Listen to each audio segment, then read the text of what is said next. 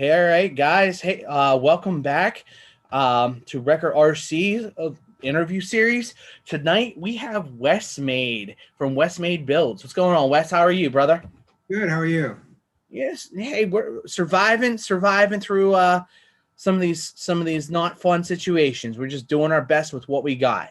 Yeah. Um, I want to start off and give a huge shout out to, of course, Wes for having the opportunity and taking time to come on the show, chat about what you do, your passion.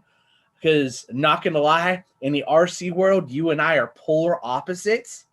But the best part is, we're both right. But I want to give everybody an opportunity. I also want to give a shout out to a bunch of our sponsors and affiliates. We have Reefs RC, we have Trill Hobbies making some killer products. In the Works RCs, which I have the banner. I'm going to work on moving. Carry all RC, by the way, which both Wes and I are team driver. But just throwing it out there. Just Mike, you're awesome. Keep it going. And also want to shout out Operation 11 Charlie. Any proceeds and money that has been that will be donated throughout our chat will go to Operation 11 Charlie. That is just something. It happened over the past couple of weeks. It's just exploded. Yes, the last week we had. Oh, dude, we raised like $3,000 in an hour Wow. for 11 Charlie, helping our veterans out. So I just want to make sure that I make that clear. What's done on our live interviews, every penny goes over to Operation 11 Charlie to help with their mission. So, Wes, how are you, man? Oh, doing pretty good. Yeah, you can't complain too much. A little bit on the cold side here lately, but what are you gonna do about that? How cold are you talking?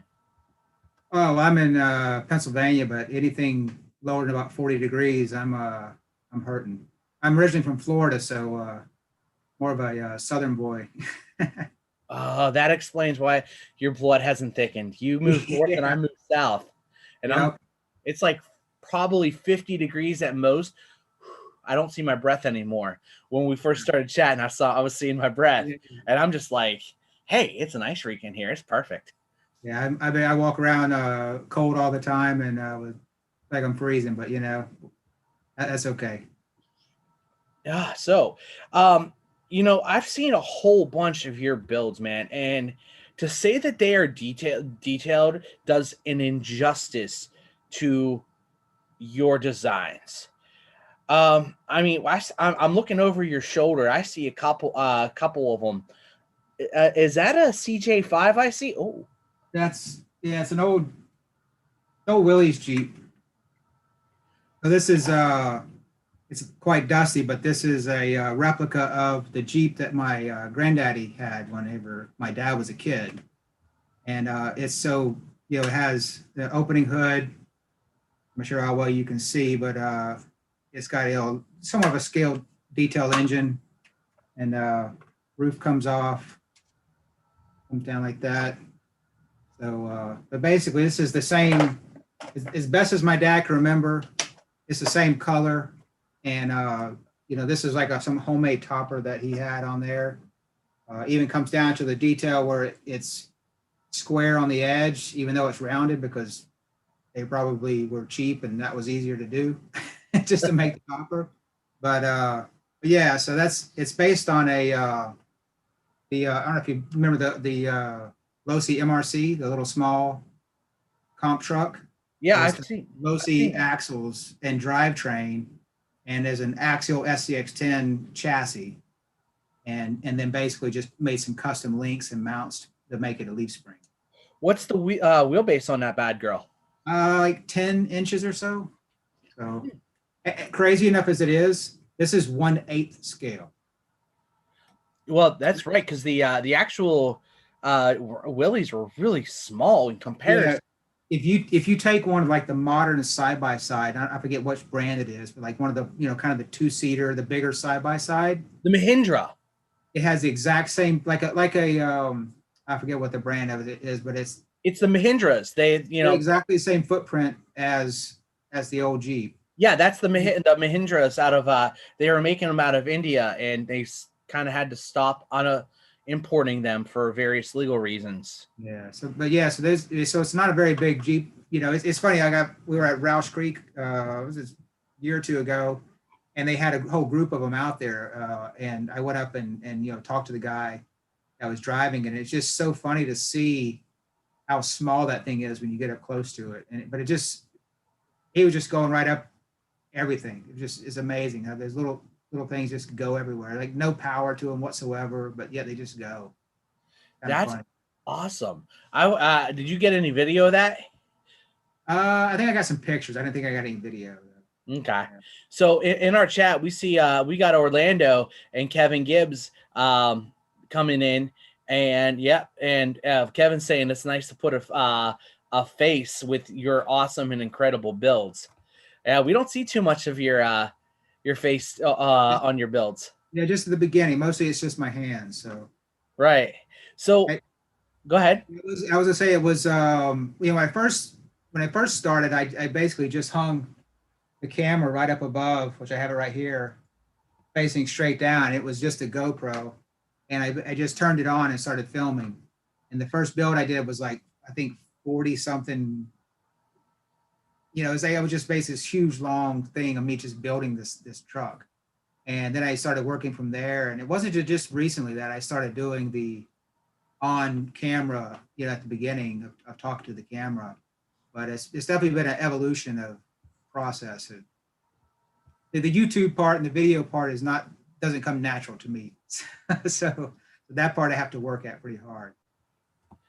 Hey, what on a beautiful aspect of that, one of the things I really try and strive for here on the interviews is also making people like comfortable.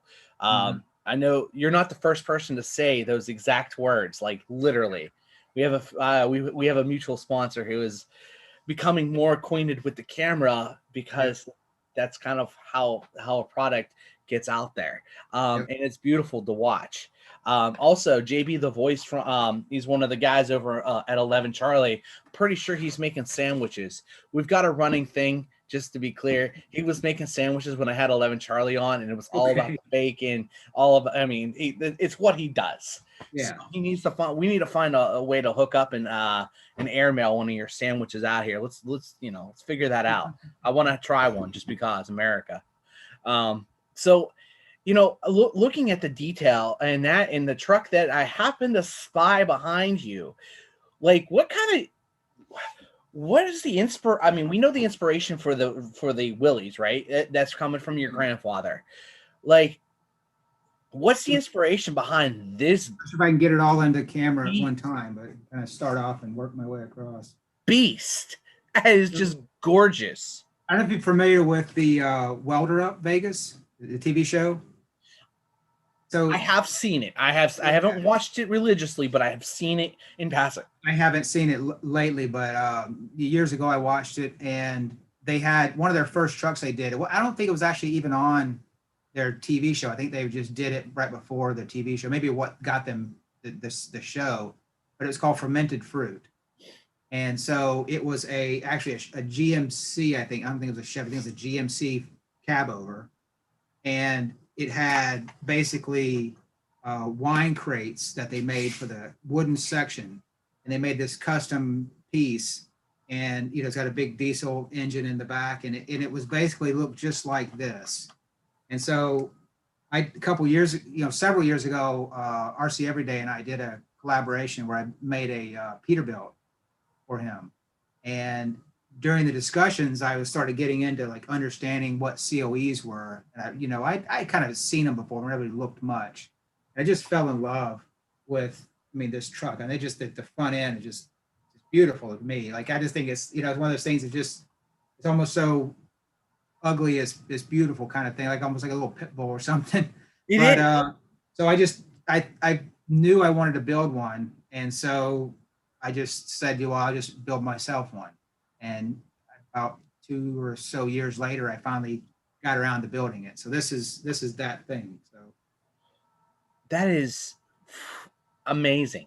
Yeah, it even has the goes down to big giant wrench bumper, which is matches what fermented fruit has, as well as mason jar taillights, which that's actually just a regular hot rod thing. You take mason jar taillights and put like a liquid inside, and then like, so that's just basically just, it's, I took 5-minute epoxy and colored it red, and then carefully dripped it in there and set it up on an angle so that it made it look like there was liquid inside the little mason jars. And they're just from a diorama or something. So here, I mean, let's focus on I'll the set this thing detail. down. Everybody, all I see in the chat is just what my face is of wow. So what really brings you to build something in such detail? Like literally, it's just a true scaled down version of what the real vehicle is. As far as like inspiration or just the why, I got, I don't know. Both. So I think I have to basically kind of fall in love with the vehicle. I mean, I get a lot of, requests for different vehicles and stuff to build, and some of them I turn down because I just don't like them. I mean, it's just not what I want to do. And I want, I'm going to spend at least 40 hours involved in building this vehicle, even just, just the body, because there's the time ahead of time where I'm sitting on a computer doing hours of research to find the pictures I want for reference, and then hand drawing my sketches and stuff, and coming up with all the details. So a lot of prep work ahead of time, and then there's a lot of hours building the thing. So I'm gonna be involved in this truck or whatever it is for a long time. So I want to really like it. So that's part of it. I just have to really like what I want to do. And so, and the other part is that I don't know if I get, I don't know if it's what the right word is, but I get like attached to them, or just get deep into the process of building it. And I just want to see every last detail on the vehicle. So I'm taking pictures and zooming in and trying to really understand how the thing is. And I just want to make all those little pieces on there. I mean, the time and the attention to detail shows. Thank you. I've had the pleasure and honestly honor of seeing some of your trucks live, including your Willys, and like I'm almost scared to talk about it because I'm such a performance oriented guy, but at the same time, that scale, that beauty, that time that it comes down to is, I mean, it's clearly no matter what truck it is, whether it's Desmond's LS mail Jeep, which is, I mean, the smile says it all. Yeah. It is one of the coolest. I think it's one of the coolest performance style builds you've ever done. Including the Dakar Rally you just finished up. Yeah. I like when someone comes to you to asking for a build, like what are some of the things that you're looking for? I mean, you mentioned you have to become attached to it, but how do you get that conversation going? So, I mean, usually most of it, be quite honest, starts with, hey, I'd like a whatever. And if I'm interested, I'm like, I don't want to waste mine or their time. So like usually it's the first thing is like, okay, well, this is where we're at financially. And then once we get over that hurdle, then it's okay, well, I'll put you on the list. And so, I have 6 months to a year out of builds on a list I'm working off of people. And so I got time to kind of mull over this stuff in the back of my head. But when I get to that build, I go to that person and I just start asking questions like, what do you want? What's the chassis? What are you using it for? What kind of goals you're going to have? And I just start making, I basically have like behind me, I have this like bin full of manila folders for every build I've done. And as I'm doing, I just keep filing away, reference material and information and stuff. And so I just basically pick their brain of like what they're looking for. then once I feel like I have a good, idea of what it is they want, then I start the design, the real good design process, and start laying out the details. And once I'm doing that, I'm done. I'm not asking many more questions. It's going to just be built at that You've point. had key terms here. I have to ask, by day, are you an engineer? No, I work for an engineering company, but I'm not technically trained as one. Okay. Okay. Because you're saying some key, like, I don't know, engineering, going down, because there, in Yeah. the engineering process, you have those certain steps you need to follow for the design, for any, whatever the given design is. So, Because you're following that engineering process almost to a T. so I work for an industrial gas company, and what I do is globally manage the preventive maintenance program for the company. Okay. So essentially, I part of what I do is write out the work instructions that the technicians will use in the job, and that entails going to all the subject matter experts, electrical engineering, the mechanical machinery, all those guys, and like picking their brains, come out with what somebody in the field can actually understand. And so, I guess that's just what I do for a living, is being able to kind of be that intermediary between. I never really thought about it before, but I guess between the people that sometimes they're so smart they can't relate down to You're not give wrong. instructions, and so it has to be someone that can go between that. So, but that's what I do for a living. So maybe that's where it comes from. That it totally shows, because, like, as you explain and touch the attention to the detail in your daily job, it it it makes more sense when I'm going to kind of tease it a little bit that there might be a collaboration in the future between the two of us, for, and I know this is going to make you twitch, and I promise we're going to have to make it so I can put a different cab on it. Do stupid, because it'll be for show and it's for pretty, but this creature is going to get a little love in the future from you. Yep. Hopefully we can work that out. And like when you talk to a customer, you have that question set. Like, how are you trying to get that best from them before you just kind of like do your thing and just get started and get in your zone? It's so my background in crawling, I guess it kind of answered that, is the comp scene. So I for years was basically 100% comp crawlers, 1.9, 2.2 sportsman. I was at Worlds, I did all this stuff, like, and so, that's where my background is, and kind of coming up through that. But ever from the very beginning, I would have a scale truck that I would bring to the competitions. And so it just kind of evolved from that. And so over the years, I kind of, and I don't know, it was all about competition. The scale was just fun. And then it got into a couple years of hardcore scale competition. So we just was replacing the one truck with the other truck. And then I finally got to a point where, I would say it's not snobbish about it, but it's like, okay, it doesn't matter what you want to do as long as you're having fun.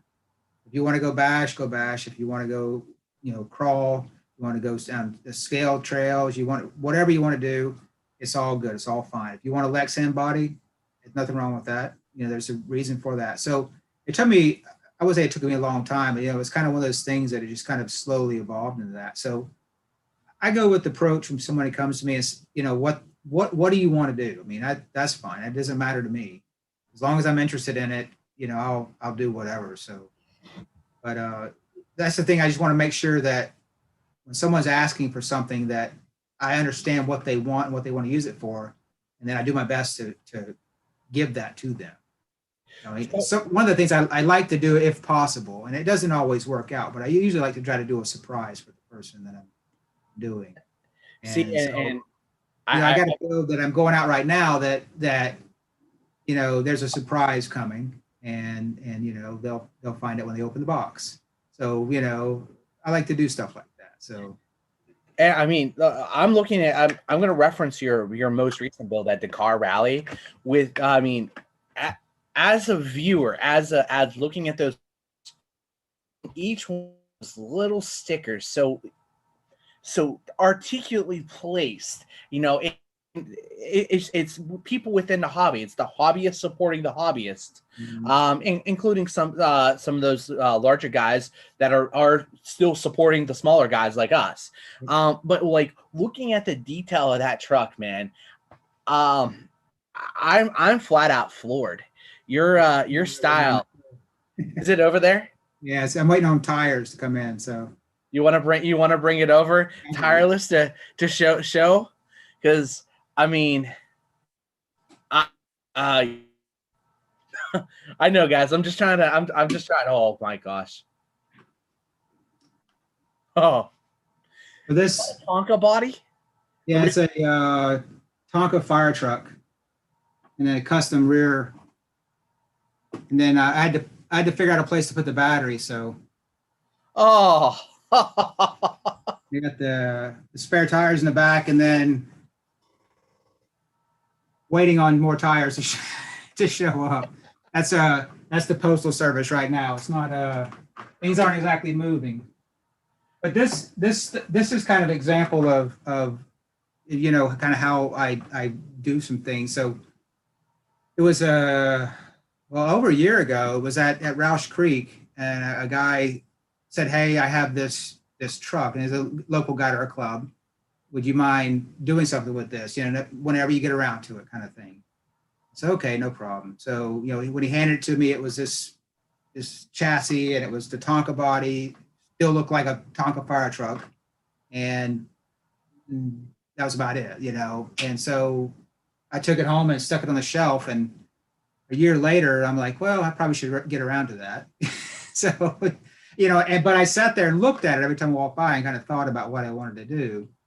And so this is, you know, kind of when I finally got, you know, actually building it, you know, I had all that in the back of my head, and I was able to kind of come out with what I wanted here. But yeah. So I'm looking at that. Is that a leaf sprung truck or is like the real No, one? Link? yeah, so it's 4 link. Is that an So it's OT? so it's funny. These are the Gen 1 SCX10 axles, but Okay. they're fully built. So these are my old comp axles.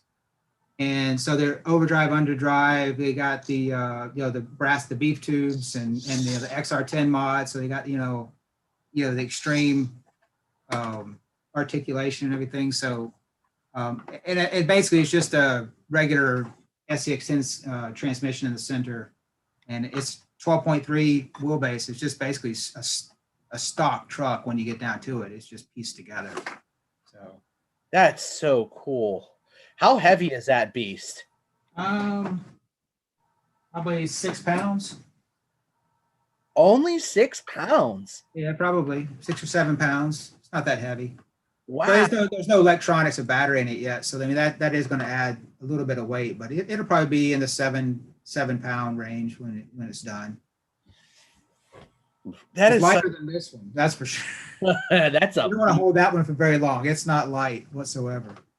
What The frame thing did you use for that for that bat? so this is die cast. No So way. that thing probably weighs almost as much as the cab. But the cool thing about it is that it's a heavy weight right in the middle and it's low down. This thing's just like a you know, donut machine. It just just do donuts all day long. So Tell me you got some horsepower in that bad girl. yeah, it's a Mama Max Pro, and it's just like a I forget what term, but it's cheap brushless motor, but yeah, it's plenty of oomph. That's What it is. awesome. That see like I mean I'm looking at your builds and like and comprehending what you said because you're coming out of the shafty like the hardcore pro comp style builds into like some of the most beautiful scale builds that could be found anywhere. I mean, all I see again in the chat across the board from Barbecue, Robert, JB the Voice, just straight, just jaw dropping because of the detail. So I mean, we were originally talking back in the pre-show about some of the trade of building some of our the RCs. We have at least one particular skill set in common, albeit it's different materials at this time. But how does vacuum forming play into your builds? So it's got to be probably, I mean, for most builds, probably 70 or 80%, if not all of the truck is vacuum formed when I'm making these bodies. So, I mean, for example, I just finished up a Dodge Power Wagon crew cab. So the entire front cab, everything is vacuum formed pieces. Okay.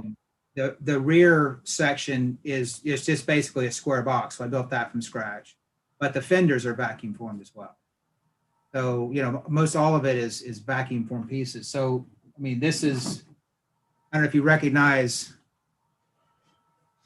the front end of this right here, but this is the mold for making that, Ford COE. So, Wow. So this is basically just pieces of MDF. Now I've refined my process for doing this, but it's MDF that I've sit there and carved, and you put little, detail on the back. So when the plastic wraps around, it gives you that lip. So if you want to, you could make this an opening hood. In fact, I have one in Germany right now that the guy's putting together. I sold a kit, and I think he's going to make an opening hood out of it. So yeah, that'd be pretty cool. But and then you have also the grill. So it's just basically little pieces of MDF that I carved down, glued back together. A piece of PVC pipe, and make that. And then things like fenders. This would be it's all just mostly just MDF, but I do have places where I build it up. I'll just glue on styrene Okay. and sand it down. So have you ever tried well, I mean, you do a bunch of more of a one-off, maybe a 2 or 3 vacuum form molds, max? I don't have a solid rule, but the vacuum form I'm building is obviously for the truck I'm working on, and I will generally make a few trucks after that. Okay. But in general, I try not to build too many of them, and not because the molds hold up. The molds hold up just fine. I want to do something different. Now, mostly what I'm doing is it is a mix. It's a blend of having to compromise between the enjoyment of building and also filming. So most everything I do, I film. And so that anybody that does any of that kind of work realizes that, what would take an hour just to do, if you're filming, takes 2 hours at least. Right. You just set up the camera and get everything right, and you get it, all that kind of stuff. And I've got my process a little bit better now, but it still, it does take some time. But I got to think through not only getting the builds to the customers, but then I want to have a video out every Monday on the YouTube channel. So I got to think like, okay, what can I have done this week? I got to have some time to put that together, edit it. I do my I got to do the voiceover, so pull down the microphone and get that put together, put that in the software, and so there's a lot to do that to get a video out every week. So I kind of got to play through that whole process of the building. But That's awesome. So I mean, so looking at the actual vacuum forming process, I think you and we can talk a little bit more nerd to nerd. I'm pretty sure I hear my tiny bear. We might be getting a visitor. okay. Most likely. And Right. That's part of life. She's cute sometimes, most of the time. Anyway, I digress. So I mean, what brought you to vacuum forming? What brought you to make sure that these things are so detailed? You know, I don't remember why or how I come up with the idea to do vacuum forming for this, but wish I remember what triggered that. But it was a very it's definitely been like a slow progression. You know, so my first vacuum table is gone and cut up and thrown away now. But it basically sat on sawhorses over here that I would have to break down and in the middle of the shop.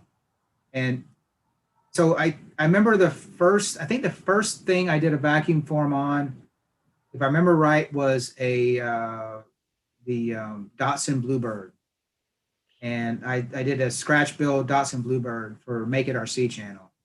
And I think I remember I did the roof on that. And one of the things that I always thought about was when you're making like if you're going to make a complex curve like this right here Yeah. out of styrene, then there's a couple ways you can do this, and I've done most all the ways. You can either build it up with material and then grind it back, and then that's going to leave the inside ugly, or it's going to be really heavy, or it's going to be extra lot of work to get the inside done. So basically, what you do is you put your wall up to this point of styrene, and then you would lay styrene in this way, and then you would put one on the top.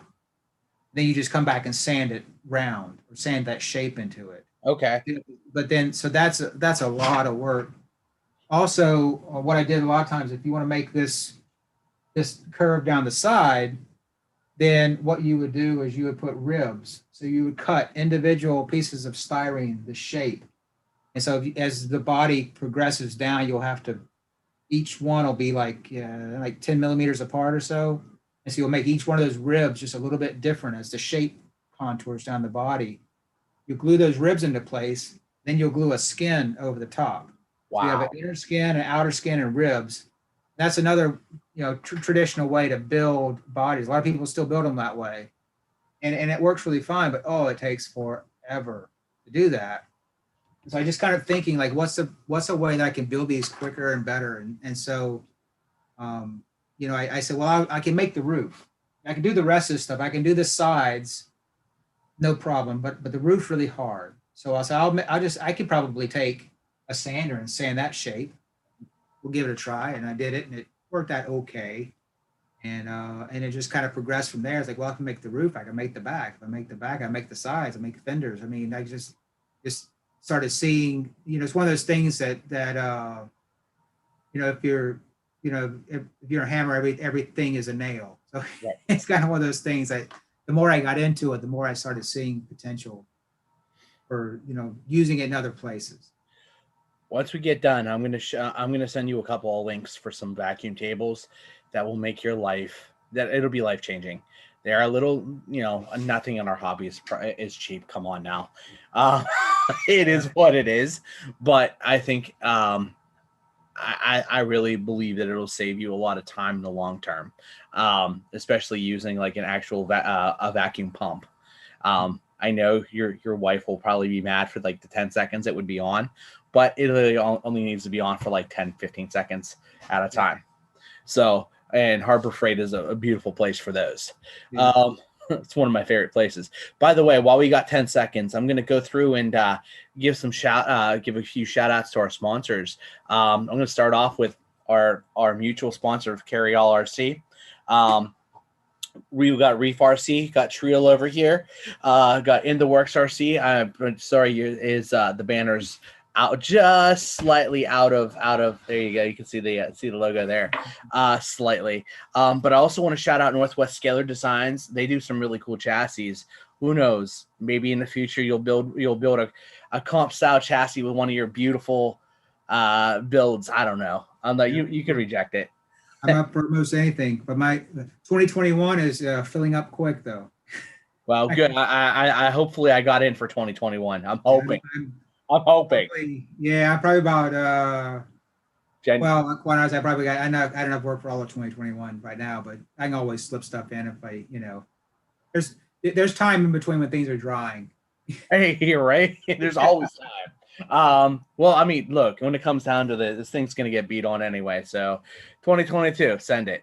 Yeah. We'll make it work. Exactly. But also want to give a quick shout out to Operational Evan Charlie. As we are saying, any donations that come through our live YouTube stream do go to them immediately. So I just want to make sure that we make that clear.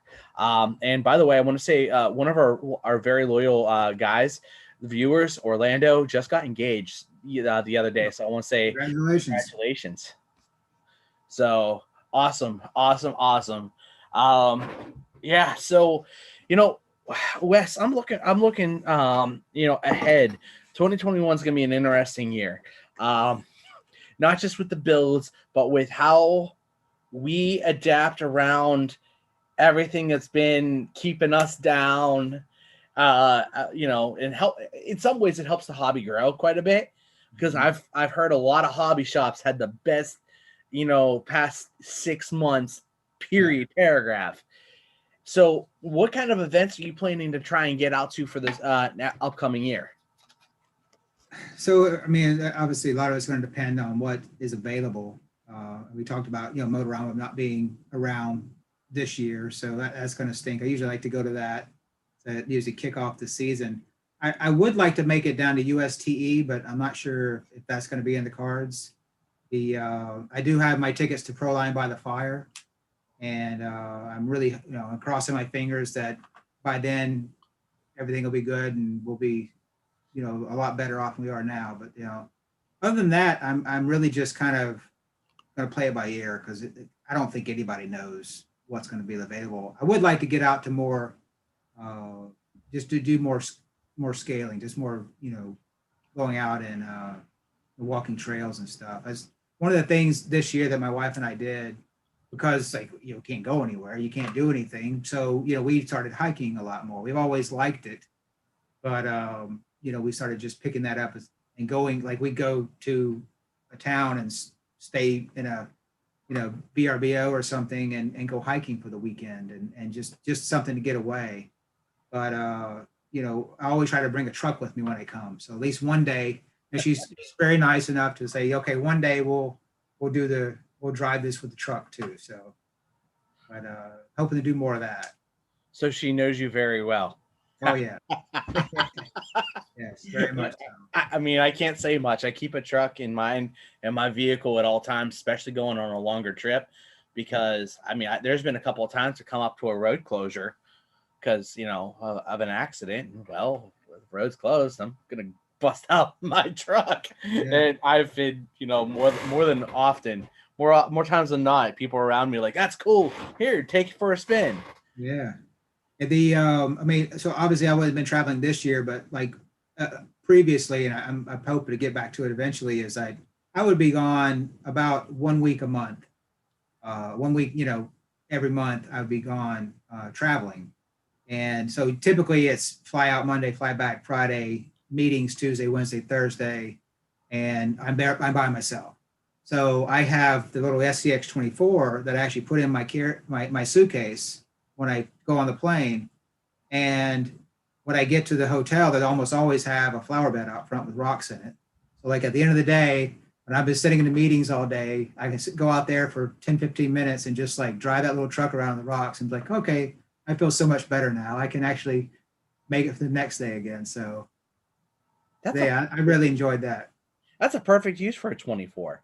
Oh yeah, it's sitting right over there. I haven't gotten much use this year. Almost the only time I drive is when I go, travel. And so, but the funniest thing is, as I was coming back from Canada, and I went through the security line, and the guy was like, opens it up, and you do the security thing, and he's like, what is this? He goes, oh, that's the toy truck. He says, well, can you turn it on? I'm like, oh, well, heck yeah. So I was driving it down the belt and over luggage and stuff. And, he was like, okay, that's good. So he packed it away. Well, shoot. Yeah, I'll drive it. Whatever. I'm good with that. You literally just kicked the hobbyist into gear. Yeah. What? Of course I can. How am I going to say no to an officer of the law? Yeah, Darn. yeah. So That's but yeah, it was funny. that's awesome. So, you know, this is a question that since you do travel with RCs, that doesn't come up very much. And I'm gonna say thank you, Robert. Appreciate the compliment over here, guys. Um, yeah. So, how do you prepare to travel with an RC? Clearly, you do it quite often, and the 1024 or the I'm sorry, the SCX 24 has a small LiPo battery. So, what precautions do you do to deal with and prepare to deal with TSA for those rookies who want to start? Like, I want to go to USTE and I want to go to Proline by the Fire. Mhm. I'm scared to fly, not because I'm scared to fly, but because I don't want to deal with TSA and all their shenanigans. So how do you like what's your tricks and of the trade? Well, most places are no most places know the rules now. They've been around long enough, and it's not just the RCs that kind of come into play with that. One of the things that kind of helped get the understanding about the batteries, I think, is the carry-on suitcases. A lot of these carry-on suitcases will have LiPo power banks built into them. And so, because of that, and because of the rules, uh, the TSA agents have to understand about lipos and where they're supposed to go and where the batteries are supposed to be. So I think that's helped out a lot. So, but it's essentially you can't put you have to take the lipo with you. So Okay. you have to be on the plane with you. So I've heard some people say that has to have a protective cap over the battery plug. That may be a rule, but I don't think anybody is ever checking that. And but it's probably not a bad thing to have. I know some companies make like this little rubber. I think it's like a rubber 3D printed. It just like slips over the end. So, Yeah. but I think the most important thing is just have them in a good case. I mean, you want to have them in something that's a good well, like a good bag. So you can get these little small ones pretty cheap. And as long as you got something like that and it's well packaged, I mean, they're generally not going to say anything. Okay. Okay. How do you so you take your tiny truck on to carry on and then clearly obviously you separate the lipos. Okay. So do they ever say much about the actual tiny truck, whether it's a 110 or a 1/8 scale that's still smaller than a 110?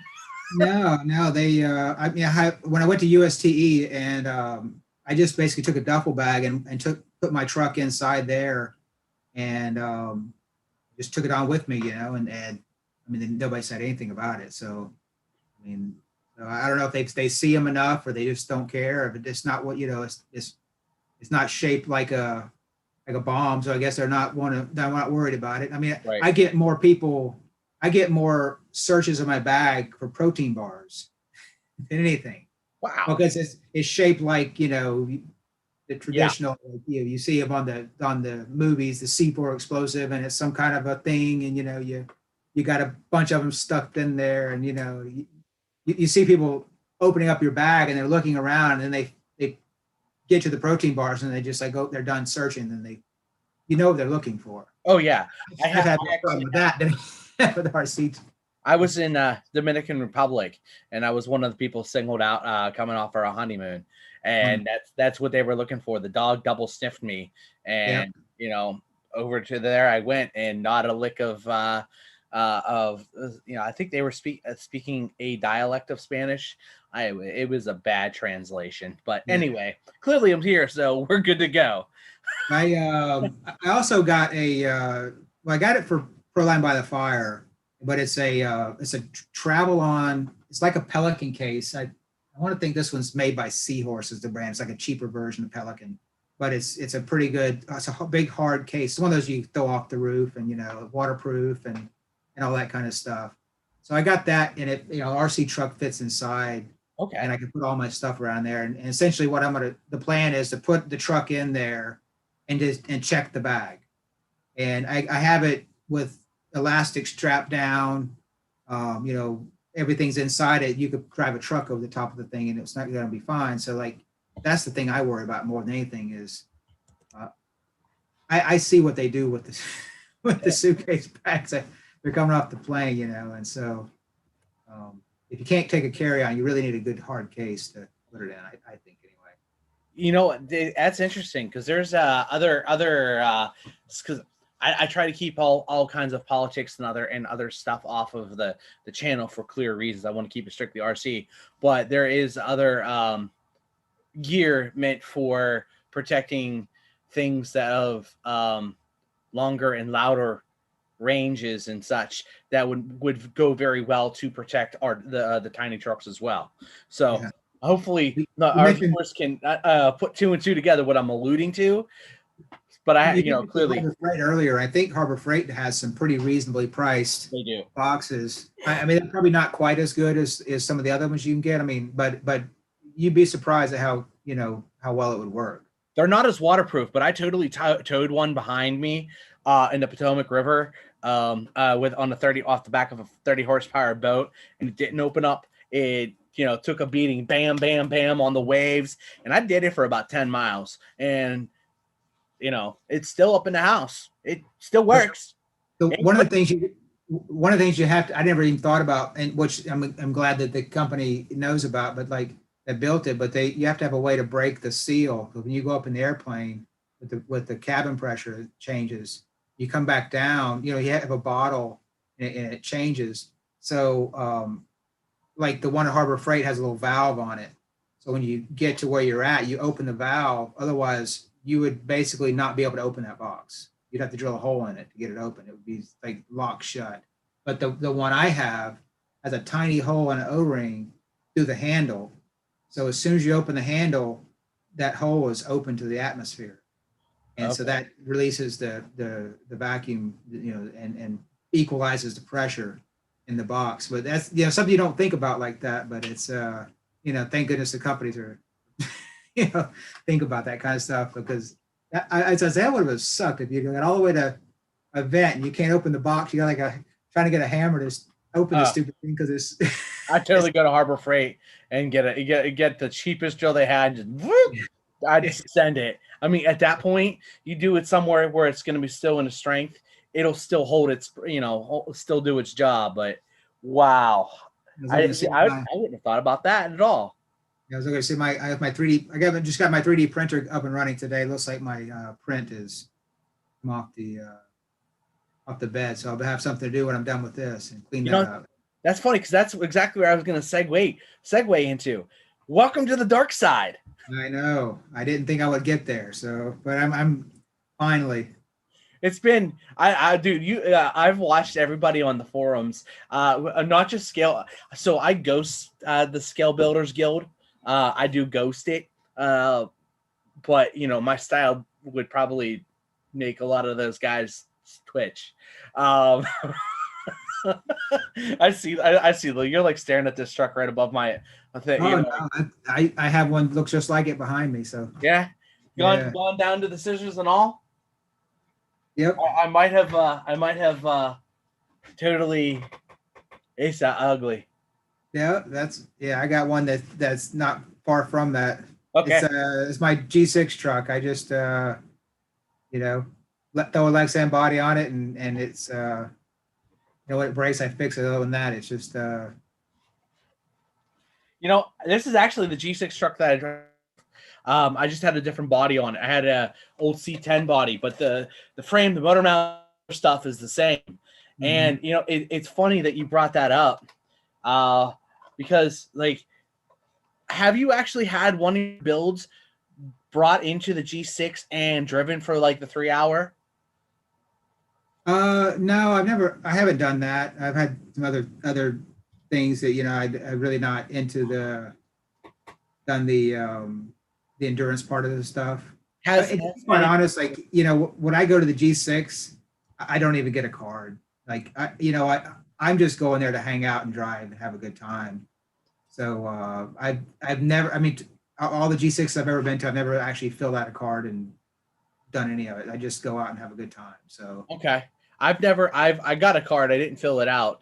I was in too much pain with my hip. Yeah. I'm human, and my wife were with me as well. I should have filled out a card, but I did. I competed in the Top Truck Challenge. So, but the best part about it is my tiny human made it all the way through that 1 mile course. You know, through each one of the each one of. She didn't drive it, but she walked it, and I mean, seeing that she wanted, you know, I gave her the control as much as I could, and seeing that happen, and seeing my wife willing to walk in a creek bed, walk in mud, and traverse some of that nasty terrain. Yeah. That did my heart good. Mine is very very patient with me, and she's very supportive, but she will not be in the she's been to one out of all the years I've been in since 2008, something like that. I forget when I started doing this. She's been to one comp, and that's when she was on her way back. She happened to be in the area, and she showed up. I'm like, what are you doing? It's like, well, I just wanted to see what you're doing. Like, okay. And he's like, and that's fine. I mean, we do our, we have our different things, but she's very supportive, but she's not going to be there in the creek bed with me. For sure. Yeah, no, usually during the creek bed times, she was with our little minion, and, you know, the minions at the Blue Rocks campground, family campgrounds. That's a good place. I'm hoping that happens this year. I'm looking forward to it. I'm hoping Parker is able to make, I don't know what kind of magic he made work with it, but and this goes to a shout out to the community, because we all just kind of sucked up with the expectations and just got it done and had a blast. Yeah, it was definitely a good thing to do, for sure. I think, yeah, I'm hoping. This made me think about this thing about the 3D printer again, and you're talking about like going to the dark side, and you know, I have definitely have my reasons why, but like I've never been a huge fan of what I call the hot glue printer. You know, it's the one that lays the plastic and looks like tree rings, and it's not my thing. I want to have it finished, and making a body, a 3D printer, I would never make a 3D printed body because of the amount of sanding you have to do. It's too much work for me. Oh my God, that's just so much sanding. Yeah. But you can make them look good, but it's just so much work. But what I like to do is what I think for me of value is the small detail parts. And so that's why I got the resin printer. So I just made these, and I'm working on just kind of goofing around with it, but it's I don't know how well that'll show up, but it's you can see the Harvester logo. Yeah, so I did, these go on my International Harvester truck I have. And when I first did the design in Fusion 360, I sent it to Shapeways because, you know, I have a printer, and then they come back, they look okay, but these look so much better. And that's what I'm really excited about, is doing stuff like that. I mean, that's what fits me and what I like. And that's the reason I never got a 3D printer is, one is that they're big. I mean, it's a pretty decent platform. I just don't have the space. And two is like the part you get from it, there's so much work that has to go into afterwards.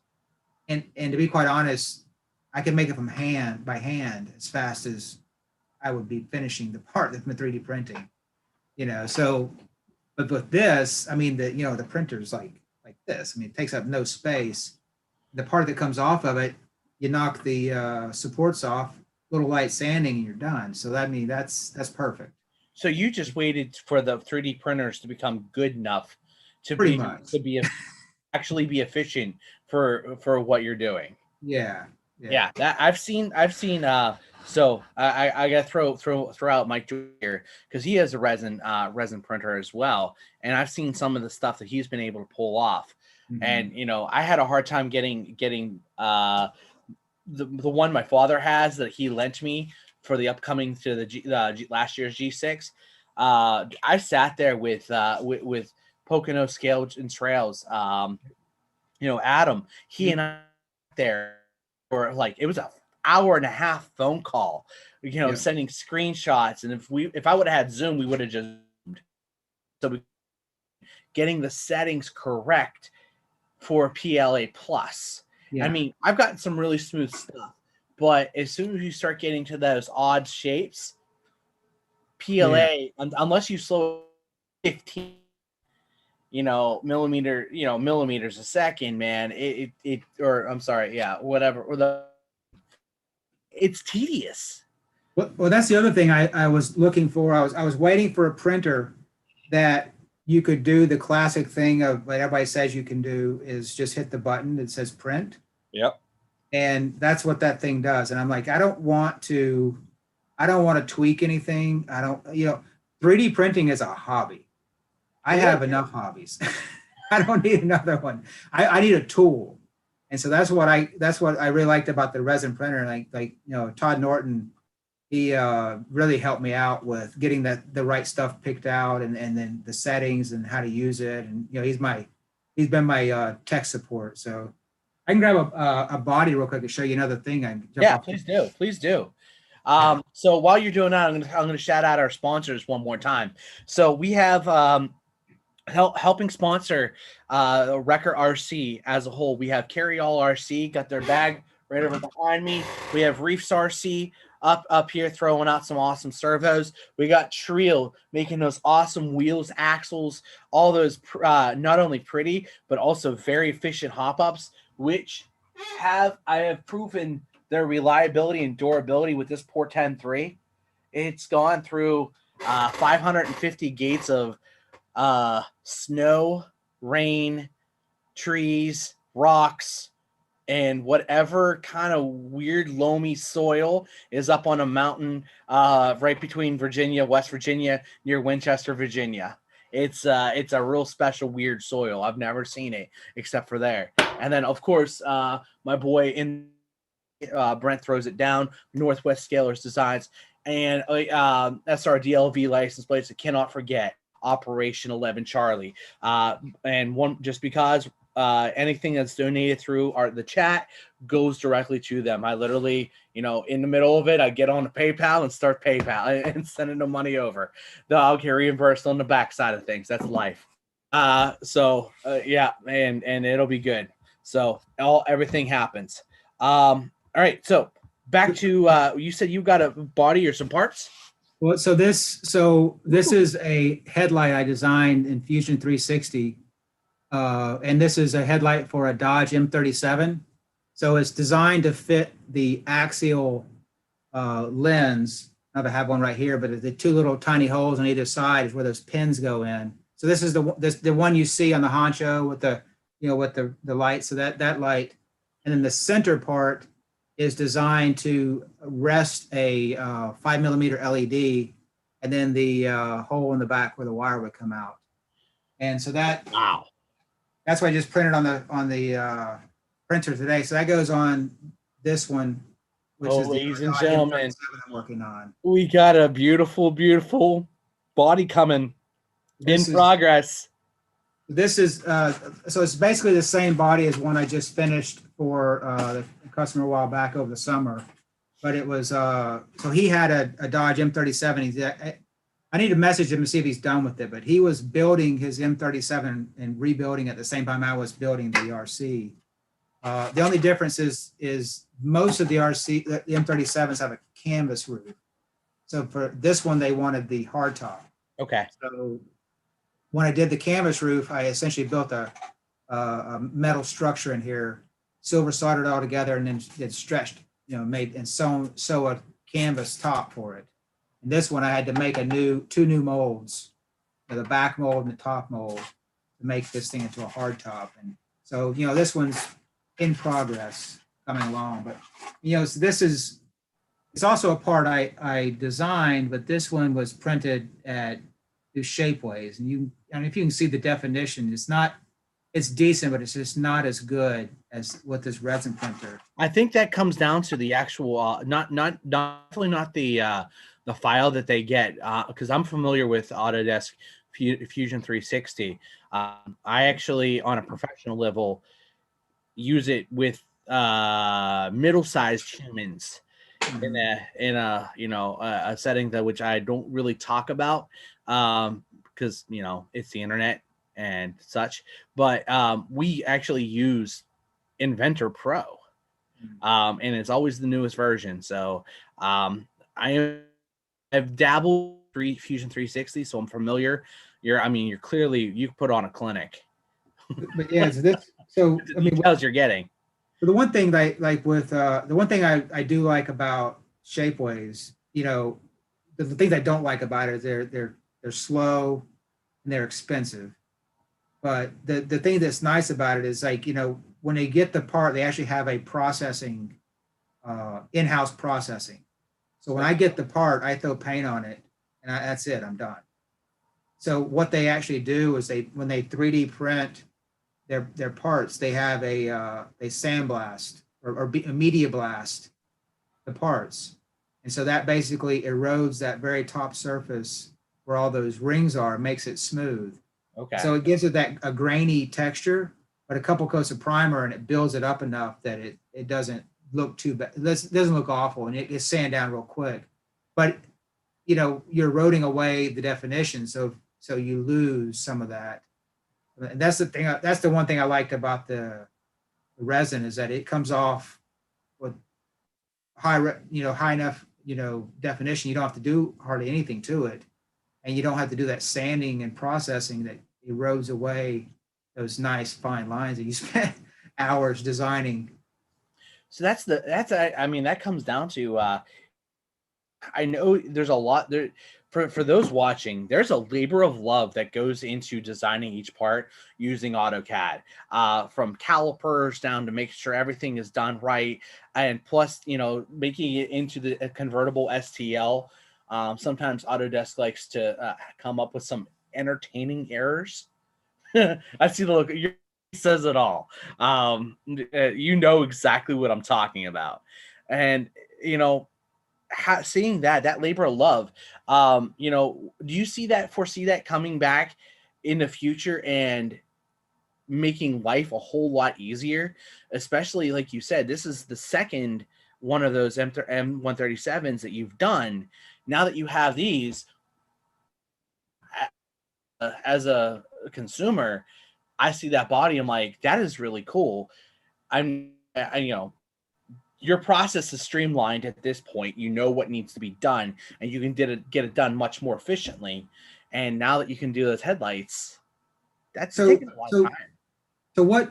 I mean, it does help. I mean, one of the nice things about it. So a lot of the old trucks, which is a lot of what I end up doing, um, but a lot of those shared parts. So like I have the Ford COE, for example.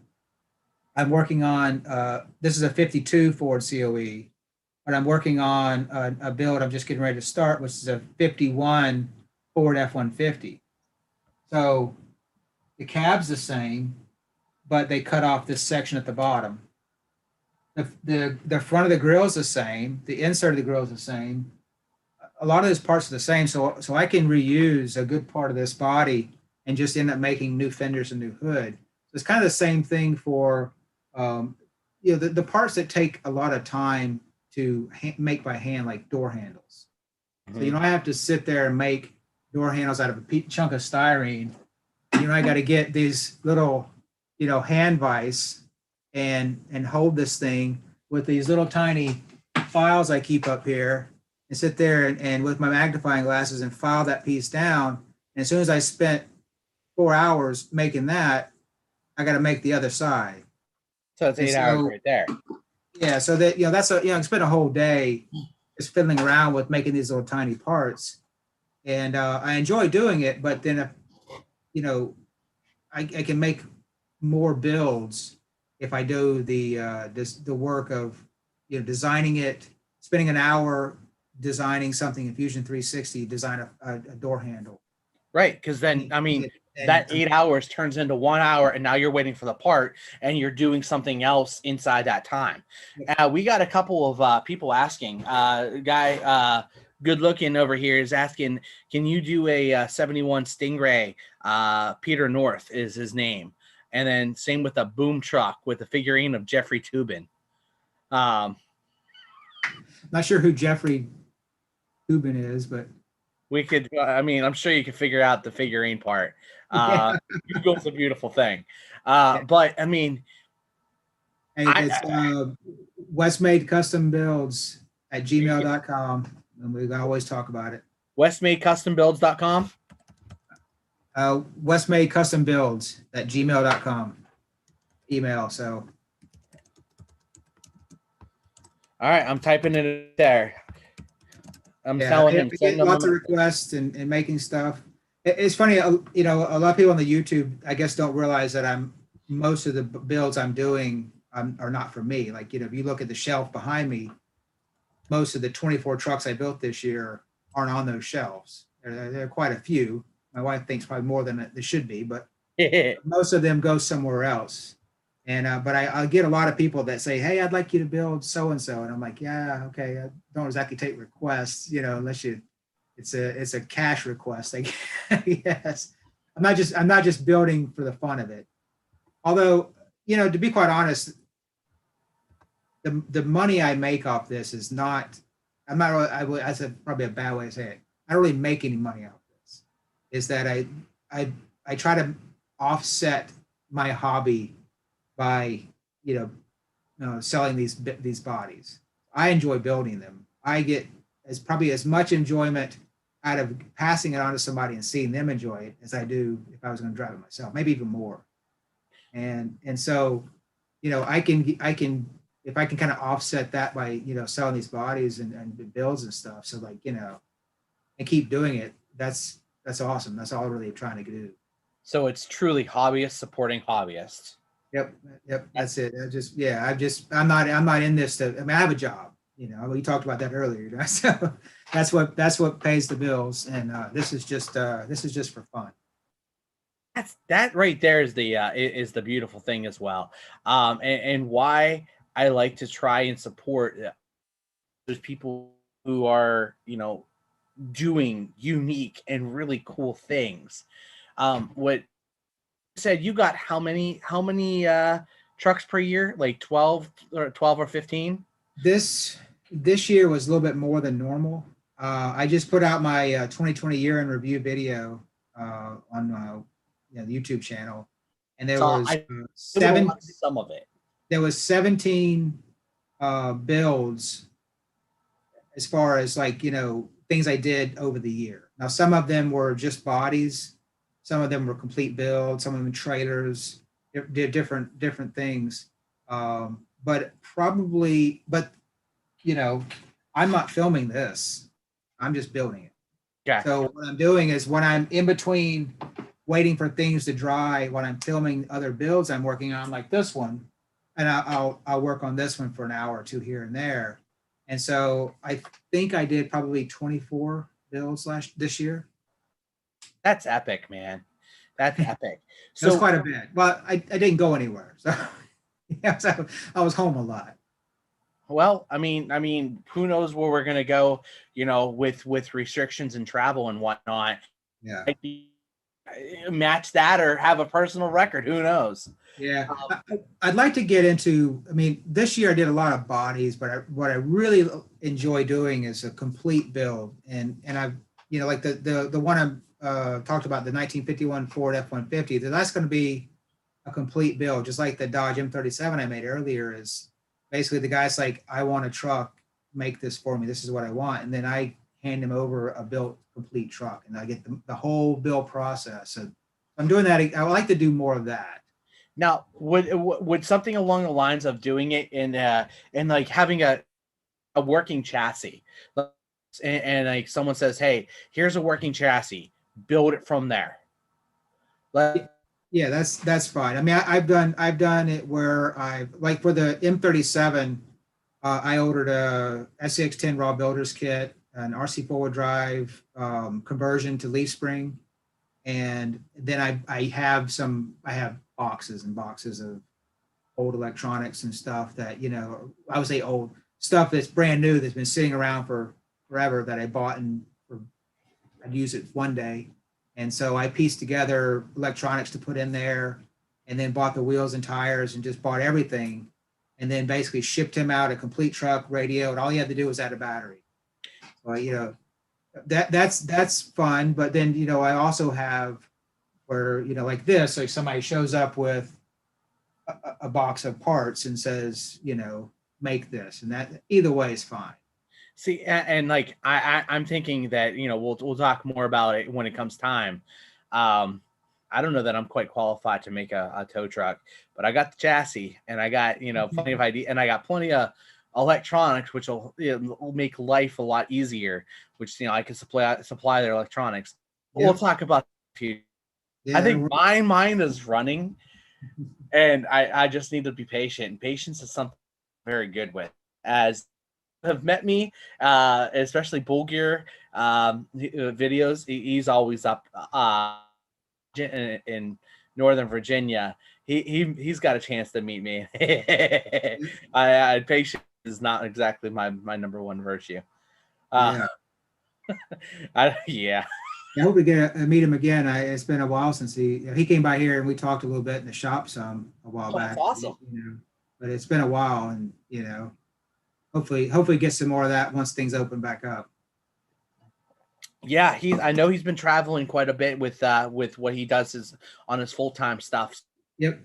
I'm looking forward to seeing him again, man. I talked to him. He was in our area. Then he was out east, just off the coast, and then like the next day he was up in almost in Canada. Yeah, like he's all over the place. Yeah. I mean, I'm lucky that like I I was I do basically I work from home most of the time. Okay. If I'm not traveling. I would go in the office maybe 1 or 2 days out of the week. But I haven't set foot in my office since February. All that dust has to be making you twitch. Yeah, I don't know. I mean, people have gone into the office and they said it's weird. It's like a time capsule. Because people just left, and then they thought they'd be gone like a couple of weeks or a week or two, and like I said, most of them like me haven't been back at all, and it's just everything just kind of left the way it was. But yeah, I don't. I may not even be back in the office this year. I have no idea. It's crazy. I mean, I don't think you'll be back in the office this year. We only got 2 days left in the year. I mean, in 2021, yeah, this coming year, yeah. Yeah, no, Um, I definitely won't. I definitely won't be back in the office this year. I'm on vacation right now. we got to see what our governor decides to do with inside my profession. But I'm waiting. I'm waiting to hear. I think I've since everything went down, I've spent about 4 to 5 hours inside my office March and personally chomping at the bit. Mm-hmm. It's killing me to do what I do from home. It's doable, but it's not effective. Yeah, And so just trying to figure it out. And I think that's the hardest thing. And that's where we see the hobby grow. And the creativity and the builds just coming. yeah. I think that one of the things that was interesting. I mean, you start looking at like how this year has played out is that it's things have happened differently than people thought that would. And there have been and there still are very unfortunate people that are hurting really, really bad with this. But there are other people that have grown and done really well, and it just depends on what the kind of the luck of the draw, what kind of market you were in, whether or not you were affected. I mean, if you're obviously someone who is in the service industry, I mean, you're really hurting right now. But like if you're in the hobby industry, well, or you're selling like stuff at Home Depot or something, so it's interesting to see how things have played out.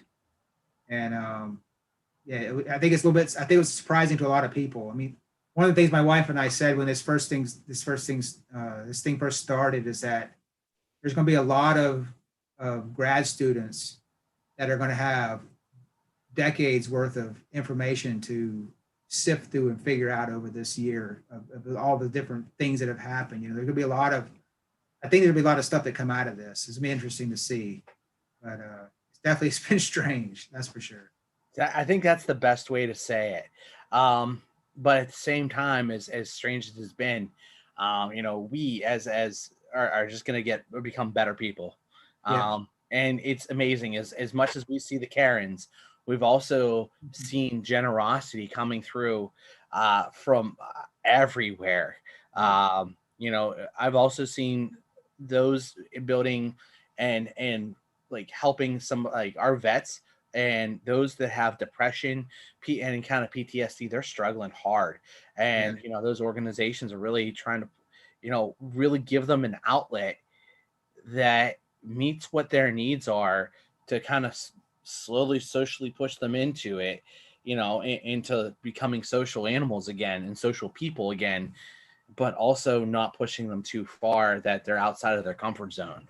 So, and you know, I think that more outreach in that aspect, and I'm going to throw out Operation 11 Charlie because that is a Hemi charger that does that every day, usually about 3 times a day. As much as I love a Hemi, I love the sound of a Hemi. I own a Hemi. It drives me crazy because my tiny human's asleep. Ah, Yes, that's why. yeah. But anyway, back to the more sombering, but also, you know, I want to see more people kind of like, I don't want to say jumping on the bandwagon, not to become ambassadors of, you know, that goodwill and that fortune to help those people in with those needs, and also recognize those people who need that assistance and they don't even know that they need it, or and they don't even talk about it, and that's the hardest thing. Yeah, for sure. So, all right. So Wes, hey man, I really love what you're doing. I think we're gonna have some interesting. Mhm. I know it's getting late, and I know you got to work tomorrow. Do you have to work tomorrow? Now, Oh, I get up. I, I have become an old man in my old age, and I usually get up around 4:30 okay. and come down to the shop and start working. But it's become really nice because I get, you know, an hour or two or three, depending on when my wife gets up, whether she's working or on vacation, of just my own time down here. So it's been I do appreciate that. But yeah, I generally I get up around no later than 6 o'clock every day, whether I'm going to the office or not. So I'm. I don't have a choice. I have a tiny human alarm. oh well, yeah, She's yeah, knocking on that those will do, door. those will do it. Yes, I'm looking. You know, I don't want to age her too fast, but you know, I am looking forward to when she gets older. Yeah, She doesn't want to get up. yeah, yeah. No, it's been good. I really appreciate the opportunity here. So it's definitely fun to chat and really appreciate that. Hey, look, Wes, I really appreciate being able to have you on. We covered so many topics, and more importantly, I hope some of this discussion that you and I had can help, you know, in either inspire and also just kind of deal with travel, with doing with LiPo, not and not people not being able to being afraid to reach out onto, you know, what Builders Guild. Makes me sad that the SBG forum was closed down on the Book of Faces, Yep. because but it's archived, so the Yeah. information's still there. You Well, just can't ask new. and that's the thing, like, you know, it's that for the most part, if you're struggling, there's going to be somebody that can help you with that. All you have to do is ask. And so yeah, there's people are more than willing to help, but they've been there. They understand that. And each person has a different skill and different abilities. So you know, we learn from each other. And on a serious note, ignore the trolls. Yeah. Luckily, I don't have too many, so I'm pretty good with that. So Yeah. I've got a few. That, but you know what? That happened. It's shall I say, growing pains. yeah, yeah. It's life. So, ladies and gentlemen, one more time, I want to say, um, I really look forward to seeing you at the next event that we can get to, whether it's a private event, or you know, if you're able to make it out to White Rose Hobbies. I know they're relatively close to you ish. Yeah, my in-laws live in York. Okay, So you know yeah. that's about, you know, an hour and a half. Yep. Could I could make it in an hour, but Yeah. uh, you know, Maryland State Police don't appreciate that, Yeah. and neither does PSP, and those are two I don't want to deal with. Um, So Yep. I want to say thank you to time. I want to Yep. shout out our sponsors. I'm going to start with Carry All RC. Got the bag. I'm going to see if I can show the bag real quick because this thing is awesome. Reefs RC. We got Trio in the works. Northwest Scalar Designs, which this is the chassis. Aluminum scattergun version 2, as well as oh my gosh, they just slipped my mind. SRDL, the pretty license plates, which I have one of them on my 10-3. So, and of course, Operation 11 Charlie. So I want to say thank you to those guys who support us, who support the hobby, who support Bill. I know you got Adventure RC. I saw one of Eric's stickers on that Dakar build. Oh yeah, yeah, yeah. I picked it up. It's on a couple builds out there. Nice. Beautiful, beautiful, beautiful. We had him on the show actually twice. Yep. So yeah, man. So by the way, keep this link that I sent you at the end of the seasons and whatnot. We will probably have another. I haven't decided if it might be just the second half, and then I might do a third one of everybody, which you saw our Team Garage Hack. They're an entertaining crew. Yeah. Yeah, that's an understatement. They're an entertaining crew. So, Wes, I want to say thank you one more time, man. Thank you. You have any parting words for our peoples? As like always, see you on the rocks. Beautiful. See you guys on the rocks. Our awesome viewers, Sean's RC. Thank you for joining in. Orlando, congrats. Bull Gear, JB the voice doing the voice thing and playing with that bacon. Thank you very much, Chris C. Cox. I think that's if that's you, brother.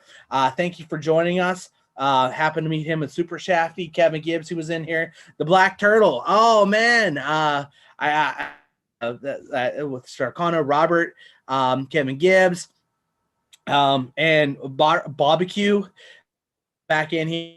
Guys very much.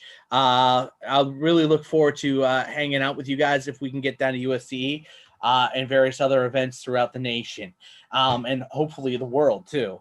I have aspirations. I don't know if my wife will approve of them. So you guys have a blessed New Year's. Wes, one more time, thank you. And